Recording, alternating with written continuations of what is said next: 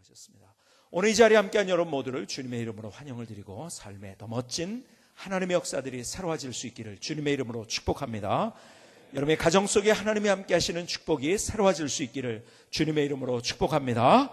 축복합니다. 우리 앞뒤 좌우를 돌아보면 서로 인사합니다. 사랑합니다. 사랑합니다. 사랑합니다. 사랑합니다. 다시 그 마음으로 주님의 이름으로 축복합니다. 주님의 이름으로 축복합니다. 축복합니다. 축복합니다. 네. 감사합니다. 그동안 멕시코의 민주식 선교사님 오셔서 몸이 안 좋아가지고 오셨는데요. 잘 모든 것들을 앞으로 좀 나오시죠. 이제 마치 검진하고 몸이 아주 올 때보다 너무 이뻐지셨어요. 왜냐하면 몸이 이제 많이 회복이 되셔가지고 이제 가시게 되는데 잠깐 인사하시겠습니다. 네. 안녕하세요. 멕시코 칸쿤에서 지역개발과 아동개발 사역을 하고 있는 빈민촌에서 하고 있는 민주식 선교사입니다. 이번에 특히 게스트하우스를 해주셔서 얼마나 편안하게 잘 지내다 가는지 너무너무 감사드립니다. 지난 겨울에 또 우리 청소년들이 와서 우리 미래가 없는 아이들에게 정말 꿈과 사랑을 주고 그렇게 떠났어요. 그래서 아이들이 얼마나 행복했는지 그 사역의 현장을 여러분들 초대합니다. 앞으로도 계속 저희 아이들이 정말 미래의 그 지도자로서 멕시코의 변화의 중심이 되는 그런 지도자로 잘 설 수 있도록 기도해 주시고 또 저희 안전을 위해서 또 기도를 계속 부탁드립니다. 감사합니다. 예, 박수로 임해 축복합시다.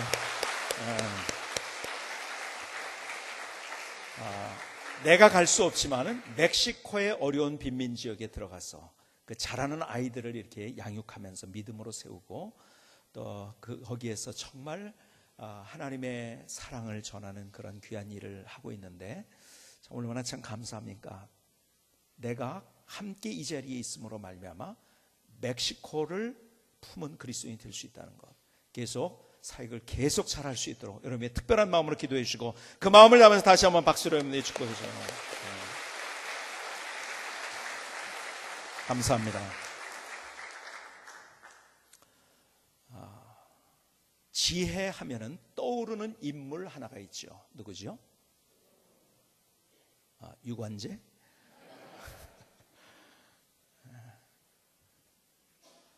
동서고금을 막론하고 이 사람의 이름이 딱 떠오릅니다. 누구죠?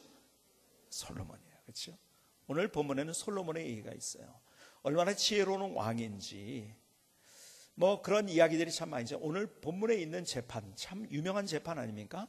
자, 두 여인이 같이 아이를 낳았어요. 그런데 태어난 지 얼마 되지 않아서 한 아이가 죽게 됐어요.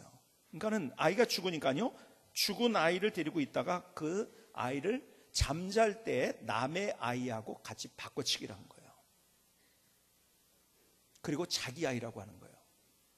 보니까 진짜 엄마가요, 제가 우리 애거든요. 근데 자기라고 내가 지금 계속 가지고 있지 않느냐, 우리 애기다. 그러고서 계속 우기는 거예요. 결국 그것을 누구에게 가져가야 되냐, 솔로몬에게 이야기를 해서 이 문제를 좀 풀어주십시오.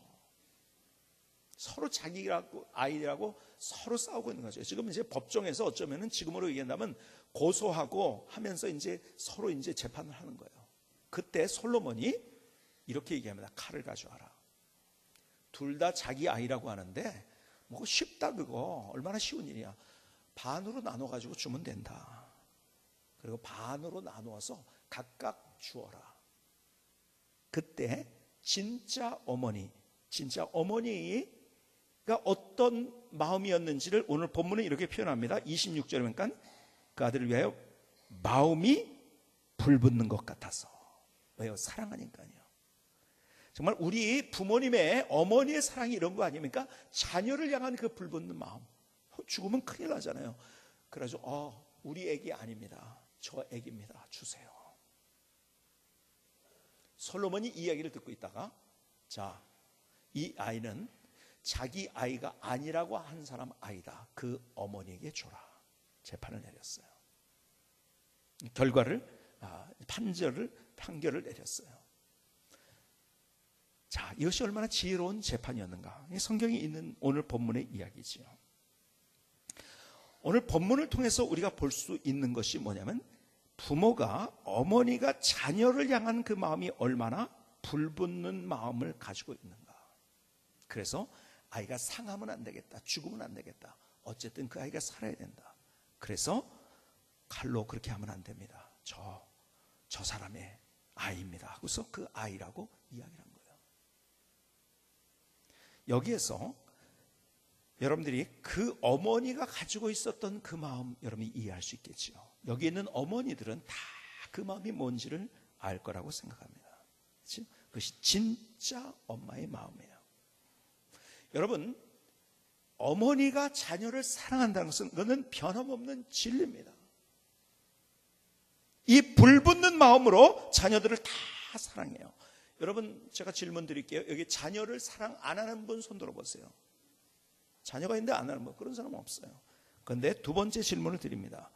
그 자녀들이 내가 100을 줬어요. 근데 100을 준 것만큼 그 사랑을 느끼는 자녀를 가지고 있는 사람 한번 손 들어보세요. 들을까 말까 두 분이 했지만 결국 못 들으시고, 여러분, 내가 100을 줬는데 그 100의 사랑을 다 이해하는 자녀는 또 없습니다. 이게 참, 이 갭이라는 것이요, 이 대단한 갭이에요. 분명히 사랑하는데 근데 그 사랑을 모른단 말이에요. 아니, 부모가 자기를 미워한다고요. 그리고 자녀들이 가지고 있는 가장 큰 의심이 뭔지 압니까? 자녀들이 가지고 있는 가장 큰 의심은 부모님이 진짜 나를 사랑하느냐는 거예요. 사실은 부모는 그렇게 사랑해요. 근데 자녀들의 의심은 그거, 진짜 부모님이 나를 사랑하느냐는 거예요. 그렇죠? 근데 사랑하는데 가만히 보니까요, 제가 쭉 관찰을 해보니까요, 결론을 냈어요. 두 가지로 사랑하기 때문에 사랑이 뭔지를 아이들이 알지 못하고 있다. 그 첫 번째가 뭔지 아십니까? 분노입니다. 부모들이 자녀를 향한 분노가 있어요. 왜 있는지 아세요? 잘 커야 되니까. 제가 있잖아요, 전에도 말씀드렸지만 이 1차 분노, 2차 분노, 잘못했을 때 화가 나야죠. 근데 계속 그 감정으로 아이들을 다스리는 거예요. 너희가 안 하면 죽어 하면서 막 소리를 지르고 윽박 지르고.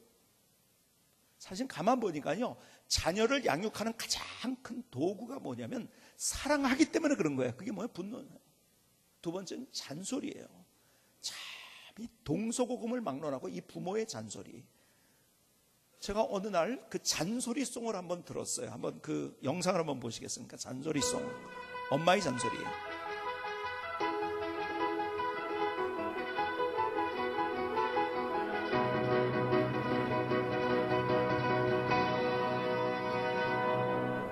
Get up now, get up now, get up out of bed. Wash your face, brush your teeth, comb a sleepy head. Here's your clothes and your shoes, hear the words I said. Get up now, get up and make your bed. Are you hot, are you cold, are you wearing that? Where's your books and your lunch and your homework? And grab your coat and your gloves and your scarf and hat. Don't forget, you gotta feed the cat. Each breakfast the experts tell us it's the most important meal of all. Take vitamins so you will grow up one day to be big and tall. Please remember the orthodontist will be seeing you at 3 today. Don't forget your piano lesson is this afternoon, so you must play. Don't shovel too slowly, but hurry. The bus is here, be careful. Come back here.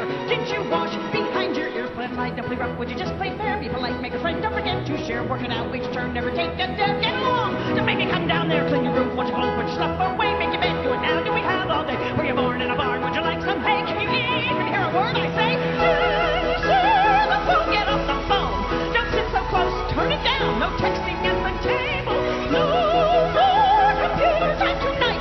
Your iPod, my iPod. If you don't listen up, where you going and with whom and what time do you think you're coming home? Say thank you, please, excuse me, makes you welcome everywhere you roam. You'll appreciate my wisdom someday when you're older and you're grown. Can't wait till you have a couple little children of your own. You'll thank me for the counsel I gave you so willingly, but right now I'll thank you not to roll your eyes at me. Close your mouth when you chew, would appreciate. Take a bite, maybe two of the stuff you hate. Use your fork, do not burp, or I'll set you straight. Eat the food I put upon your plate. Get an egg at the door, don't get smart with me. Get a grip, get in here, I'll count to 3. Get a job, get a life, get a PhD, get a dose. I don't care who started it, you're grounded until you're 36. Get your story straight and tell the truth for once, for heaven's sake. And if all your friends jumped off a cliff, would you jump too? If I said it once, I said at least 1,000 times before that you're too old to act this way. It must be your father's DNA. Look at me when I am talking, stand up straighter when you walk a place.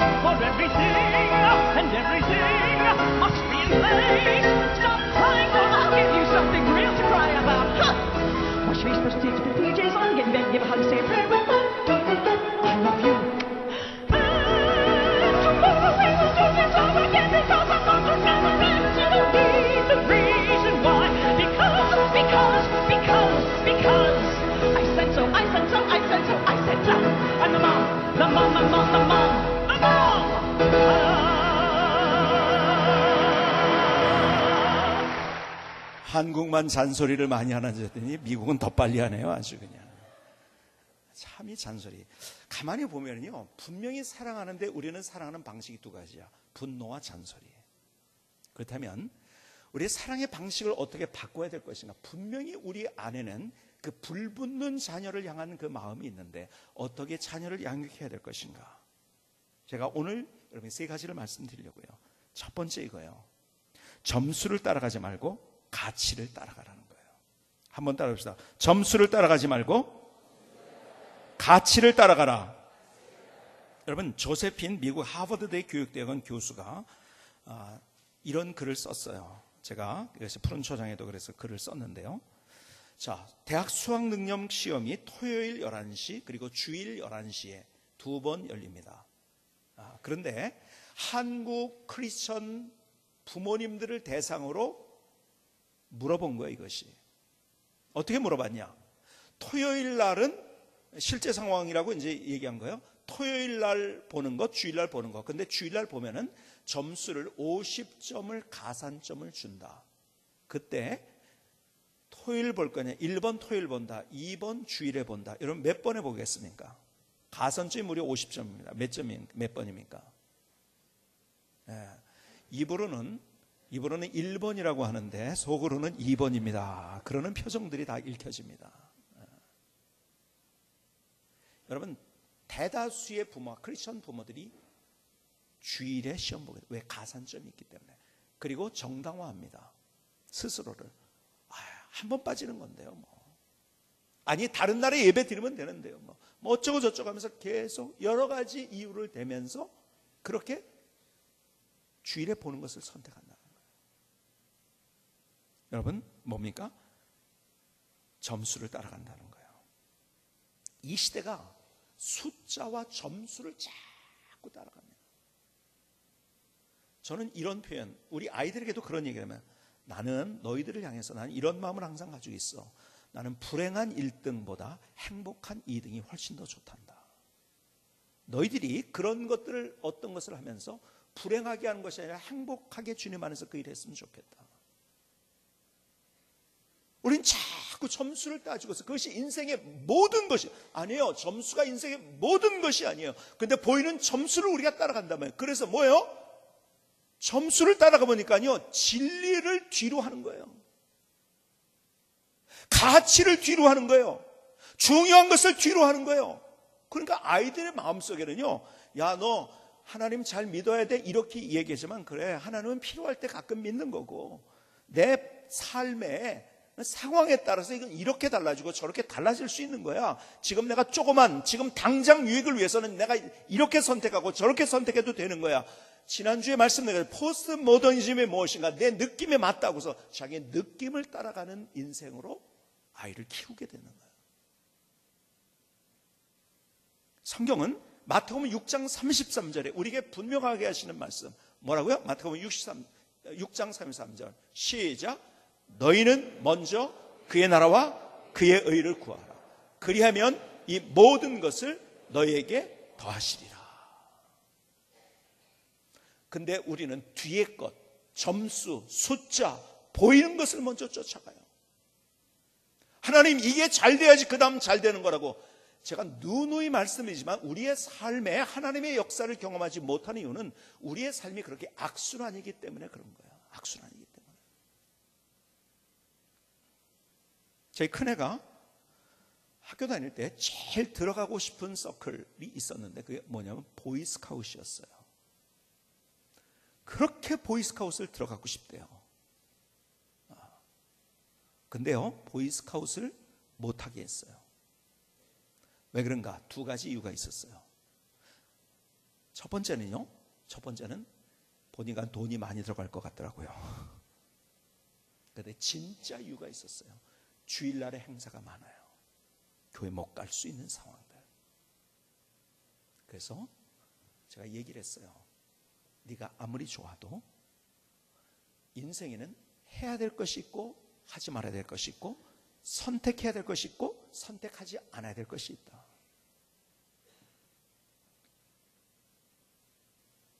근데 우리는 자꾸 점수를 따라가요. 숫자를 따라가요.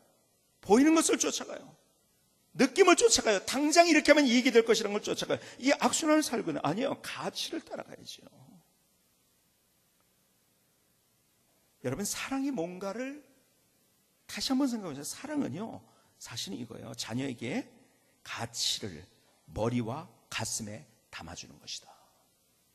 제가 오늘 말씀을 묵상하면서 그런 생각을 했어요. 사랑이 진짜 뭐냐? 아이들을 향한 사랑이 뭐냐? 그 중에 중요한 것은 자녀들에게 가치를, 중요한 것을, 진리를 머리와 가슴에 담아주는 거예요. 한번 따라합시다. 점수를 따라가지 말고 가치를 따라가라. 그러니까요, 여러분, 어떻게 해서 주일날에 예배 드리게 만들어야 돼요.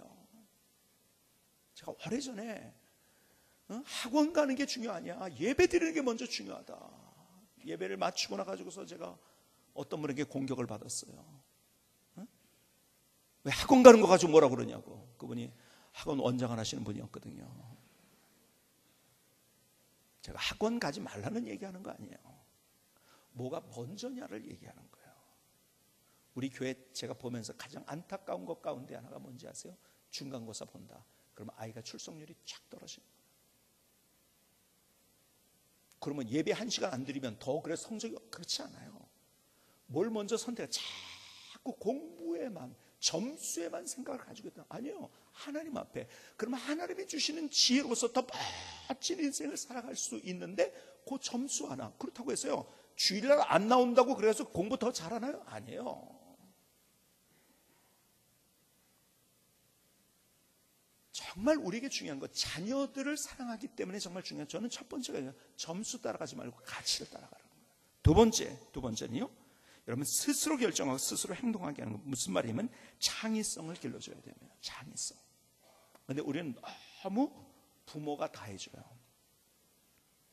여러분, 이 시대를 스마트폰의 시대라고 얘기를 합니다. 뭐 이 시대를 얘기하면서 여러 가지 얘기했지만 지금은 이제 많은 사람이 스마트폰 없이는 살 수 없는 그런 시대가 됐어요.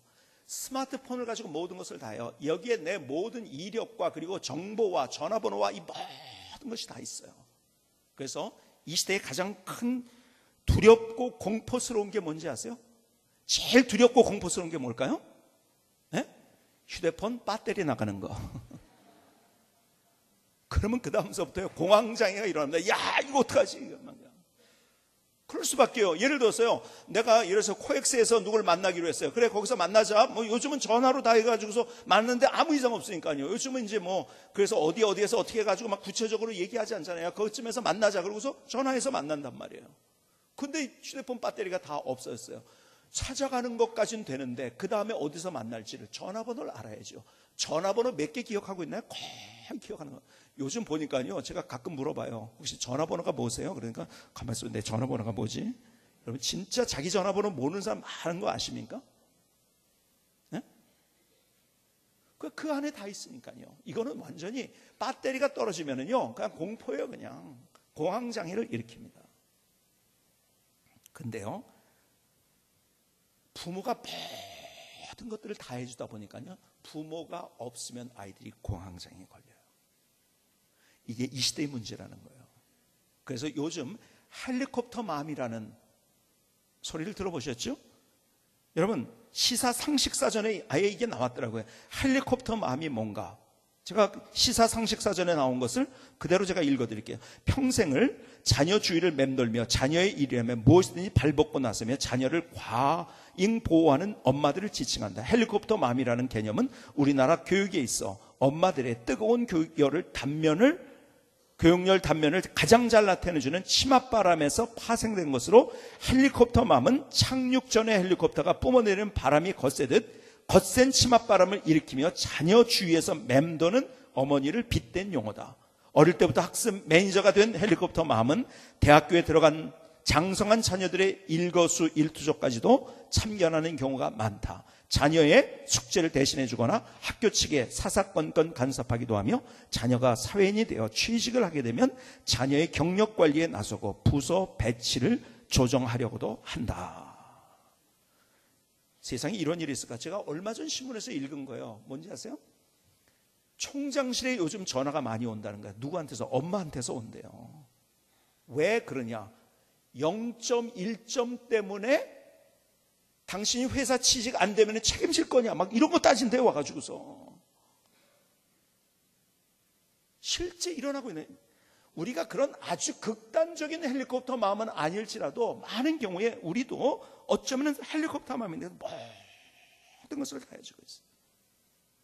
다 해줘요. 여러분, 제일 저는 안 좋은 교육이 이거라고 생각합니다. 제가요, 오래전인데 어떤 집에 갔는데요, 지금부터 한 20년 이상 된 것 같아요. 집에 갔는데 아이가 고3이 된 거예요. 아니, 고3 안 됐을 때 고2 때예요. 고2 때 그 집에 갔는데 아들이 있어요. 근데 아들이 밖에 나오지를 못하게 하더라고요. 아니, 어른이 왔는데 사람들에게 인사를 안 시키더라고요.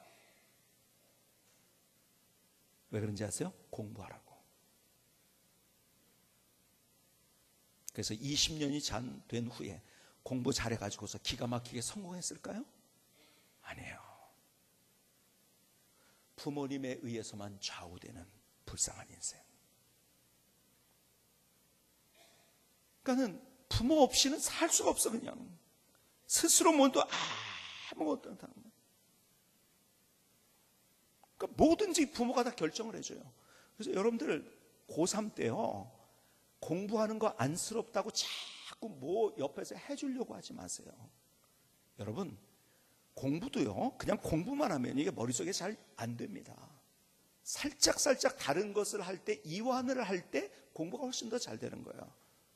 그냥 무조건 과일 깎아다 주고 차 타다 주고 수고한다 그럴수록요, 그 아이는 압박만 받는 거예요. 공부가 머리에 들어오지 않습니다.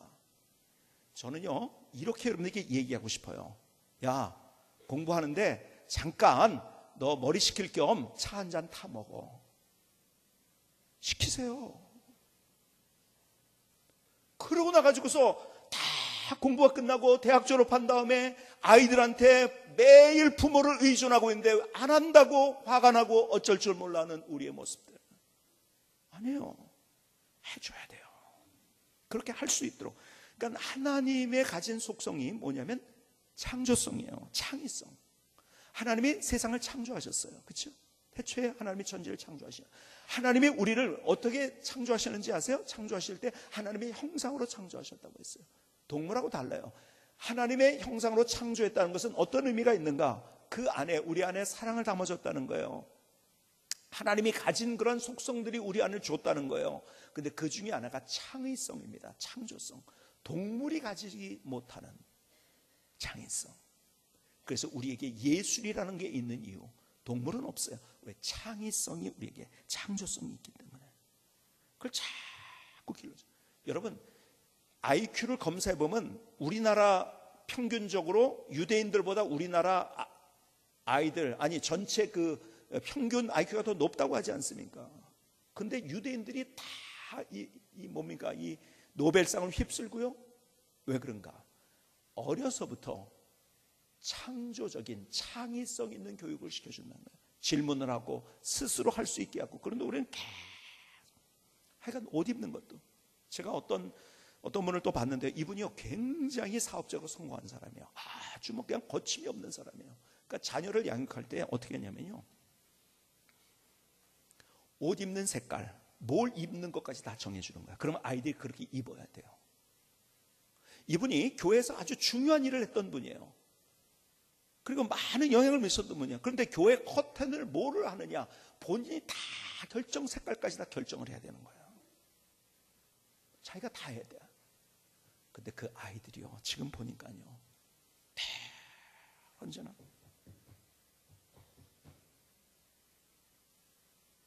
따라다니고 그냥 맥없이 그렇게 인생을 사는 거예요. 아버지는 너무 대단한데 그냥 눌려가지고서 그냥 하라는 대로만 한 아이, 기계적인 아이, 그런 아이로 양육이 된 거예요. 아버지가 없으면 아무것도 못해요. 마치 휴대폰의 배터리가 다 빠져버린 것처럼 그렇게. 그래서 많은 경우에 이런 경험을 또 제가 하기도 해요. 집에서는 제일 똑똑해. 야, 우리 애 같은 애가 있을까? 진짜 똑똑하고 참 괜찮아. 근데 집에서 제일 똑똑한 애가 밖에서는 제일 바보라는 것도 아십니까, 여러분들? 제가 이런 걸 너무 많이 봐요. 그래서 여러분들의 아이가 어떤 아이랑 할 때 내가 보는 아이가 맞는 게 아니에요. 선생님이 보는 아이가 맞아요. 많은 경우에 아이들은 숙달이 돼 있어요. 어떻게? 집에서 어떻게 하면은 엄마의 잔소리와 엄마의 하는 모든 것들에 대해서 그 압력에 대해서 그것을 내가 잘 대처를 해가지고서 내가 어차피 집에서 살아야 되니까 그래서 어떻게 하느냐 이것이 아주 능숙하게 되어 있기 때문에 괜찮은 것처럼 보여요. 근데 그게 어디 가면 그것이 아니라는 게 보이는지 아십니까? 학교 가고 친구들을 만나면. 저는 우리 아이를 키울 때도 저희 집사람이 저 공부 안 한다고 맨날 밖에 나가서 놀기만 한다고. 그래서 제가 그때 그랬어요. 우리 아이들도 알아요 그거를. 아니라고, 지금은 놀 때라고. 밖에 가서 막 놀게 하라고. 여러분, 놀 때 못 논 아이들은요, 지난 금요일에 어떤 목사님이 오셔가지고 그런 말씀하셨죠. 자기는 미국에 유학을 갔는데 빌리그램, 한국의 빌리그램이 돼서 돌아오려고 갔다는 거예요. 근데 지금은 빌빌거리고 있다는 거예요. 빌은 맞는데 빌빌거리는 아이가 되는 거예요. 결국 사회성이 없으면요, IQ 200, 250이라도요 불행한 인생 살아가는 거예요. 전체를 보자고요. 크게 보자고요. 근데 우리는 너무 부모가 결정하고, 옷을 입을 때도요, 분명히 오늘 추운 날이야, 저렇게 입으면 감기 걸려 보이죠. 근데 스스로 결정하게 좀 해주세요. 내가 그런데 반팔 입고 갔어. 추우니까 고생했거든요. 그 다음에 안 그러려고 하는 거예요. 근데 계속 야 오늘은 이거 입어, 이거 다 해주고 나서 그 다음부터는 아이들이 스스로 못하는 거야. 아무것도.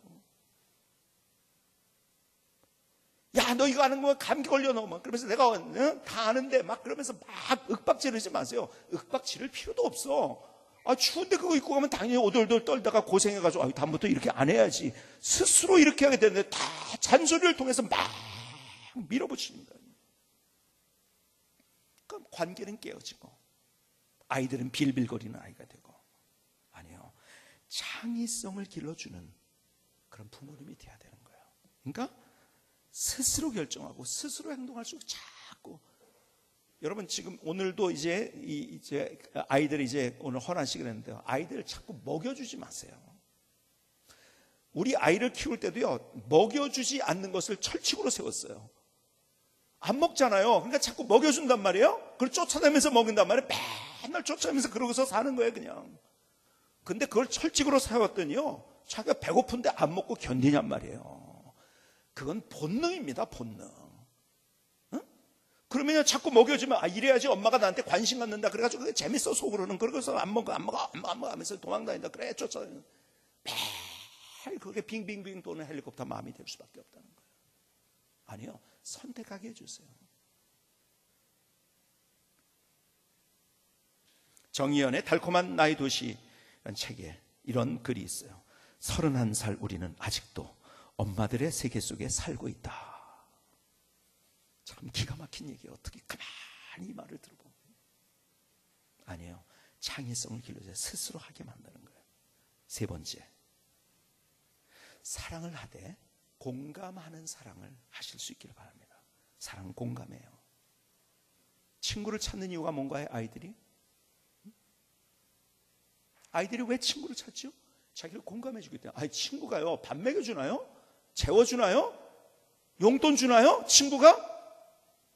책임져 주나요? 아니요. 그런 거 아무것도 안 해줘요. 근데 친구는 단 한 가지 해주는 게 있어요. 공감해 주는 거예요. 네 마음이 뭔지 내가 알아. 그러니까 서로 대화가 되는 거예요. 그러니까 친구를 해주는 건 아무것도 없어. 사실은 무슨 재워주나 먹여주나 뭐 학비를 주나 무슨 뭐 책임져 주나 옷을 사주나 뭐 하나. 근데 친구를 쫓아가. 왜 그런지 아세요? 공감을 해주기 때문에. 사랑이 뭔지 아세요? 공감해요. 마태복음 9장 36절에 이렇게 말씀하세요. 마태복음 9장 36절에 주님께서 무리를 보시고 불쌍히 여기시니 이는 그들이 목자 없는 양과 같이 고생하며 기진함이라. 여기서 무리를 보시고 주님께서 뭐라고 말씀하시냐면 불쌍히 여기셨다. 이 말이 영어로는 compassion이라는 거예요. 똑같은 마음을 느꼈다는 거예요. 힘든 그들의 마음, 배고파하는 그들의 마음, 상처받은 그들의 마음, 눈물 흘리는 그들의 마음, 주님께서 야 너는 그래 나는 안 그래 너 그러고서 이렇게 바라보고 있는 거야. 똑같은 마음으로 바라보고 있습니다. 긍휼히 여기는 마음. 히브리서 4장 15절은 이렇게 말씀합니다. 우리에게 있는 대제사장은 우리의 연약함을 동정하지 못할 이가 아니요. 여러분 두 번 부정을 했어요. 두 번 부정은요 강한 긍정입니다. 자, 연약함을 동정하지 못할 이가 아니요. 무슨 말이냐? 우리를 동정하는, 다른 말로 옛날 성경이 체유한다는 거예요. 체유하시. 내 느낌을 똑같이 느끼시는 분, 나를 공감해 주시는 분. 주님이 우리에게 어떤 분인지 아세요? 내가 사업에 실패했어요. 아무도 그런데 그 내 마음을 몰라요. 근데 그 마음을 아시는 분, 똑같이 느끼시는 그분이 바로 우리의 주님이시라는 거예요. 사람들이 나를 손가락질하고 다 떠나갔어요. 아무도 그 마음 몰라요. 그런데 그 마음을 아시는 분이 우리의 주님. 정말 주님이 우리에게 대단하게 기가 막히게 좋으신 분이란 이유, 우리가 그 찬양하죠. 좋으신 하나님 찬양하죠. 왜 좋으신 분인지 아세요? 우리를 구원하셨을 뿐만 아니라 우리의 일상의 삶 속에서 나에게 컴패션을 가지고 있는 똑같은 느낌으로 나를 바라보고 있습니다. 주님이 우리를 그렇게 사랑하셨어요. 그렇다면 우리가 자녀를 향해서 그 마음. 여러분 사춘기 때는요 반발하는 게 맞는 거예요. 왜요? 그때서 정체성의 혼란이 오기 때문에. 그래서 중2를 뭐라고 표현하죠? 요즘 중2는 외계인이라고 하죠. 완전히 별나라에서 오네요. 어떻게 저렇게 행동할까? 저렇게 생각할까? 근데 왜 그런지를 같이 공감해 줄 수 있는 엄마, 아빠가 되어질 때 결국 그 아이들이 사랑이 뭔지를 알게 되고, 그리고 이 세상의 그 많은 그 아이를 쓰러뜨리고 넘어뜨리고 잘못되게 하고 오염되게 하는 그런 모든 것들로부터 이 아이들이 당당하게 설 수 있는 아이가 될 수 있다는 거예요. 사랑이 뭔지 아세요? 공감해요. 한번 그 입장에서, 한 번 더 그 입장에서 생각해보고, 아이가 와서 아프다고 하면은요, 뭐가 가지고 그래? 힘들다고 하면요, 뭐가 힘들어? 네가 힘든 게 뭐야? 내가 다 설거지하고 빨래해주고 뭐 어쩌고 저쩌고 막 이런단 말이에요. 아니요, 걔 입장에서 힘든 게 있는 거예요. 그걸 공감해 줄 때 그게 사랑이라고 하는 거예요. 주님이 우리를 그렇게 사랑해 주셨어요. 공감해 줄 줄 아는 것, 이게 사랑이고, 거기에서 아름답고 행복한 가정이 만들어질 뿐만 아니라 거기서 아이들이 신체적으로, 정신적으로, 영적으로 건강하게 자라가는 거예요. 우리 김승기 성사님의 찬양을 들으시겠습니다.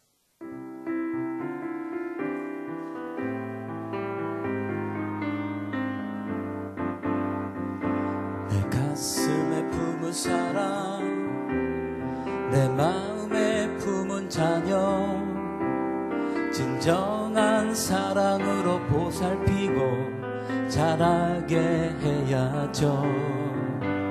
사랑의 기준점은 점수보다 가치를 따라 스스로의 생각을 결정하며 행동하는 인생을 세워주세요. 창조의 하나님의 그 멋진 형상을 담게 창의적인 인생으로 자녀를 세워주세요. 친구의 마음으로 공감하며 배려하며 사랑해주세요. 자녀는 나의 사랑, 나의 보배. 가슴에 품은 사랑, 내 마음에 품은 자녀, 진정한 사랑으로 보살피고 자라게 해야죠. 사랑의 기준점은 점수보다 가치를 따라 스스로의 생각을 결정하며 행동하는 인생을 세워주세요.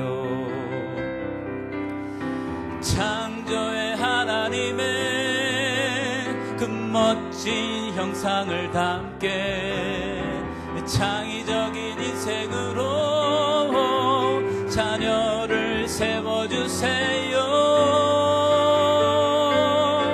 친구의 마음으로 공감하며 배려하며 사랑해주세요. 자녀는 사랑 나의 보배. 사랑해주세요. 자녀는 나의 사랑 나의 보배. 나의 사랑 나의 보배.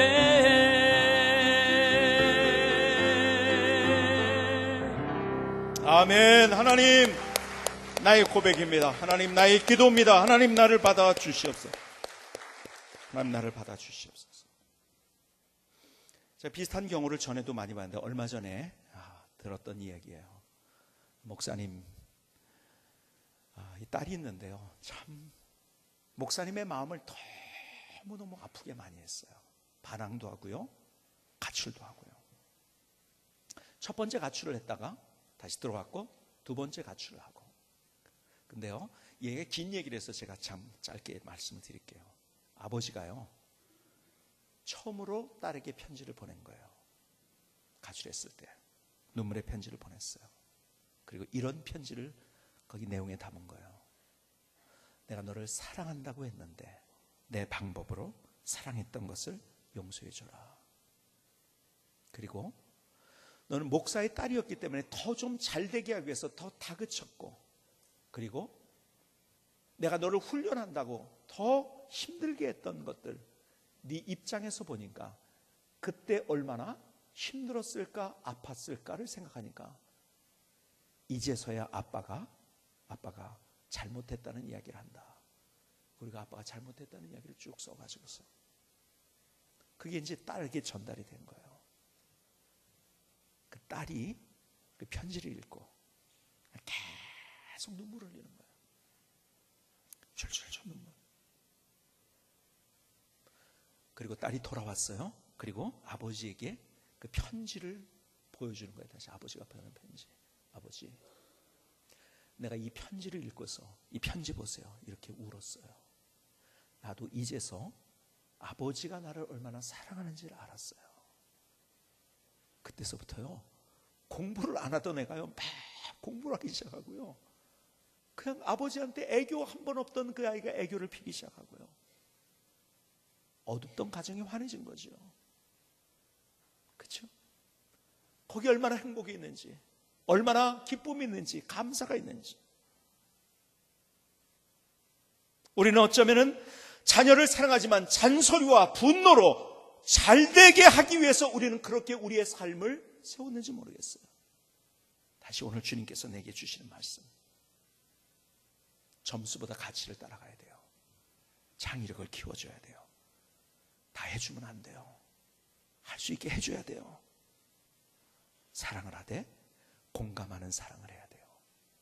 오늘 이 사랑이 자녀를 향해서 흘러가는 멋진 역사, 그래서 거기에서 가정에 하나님의 축복의 열매들이 맺혀지는 아름다운 가정이 되실 수 있기를 주님의 이름으로 축복합니다. 기도하시겠습니다.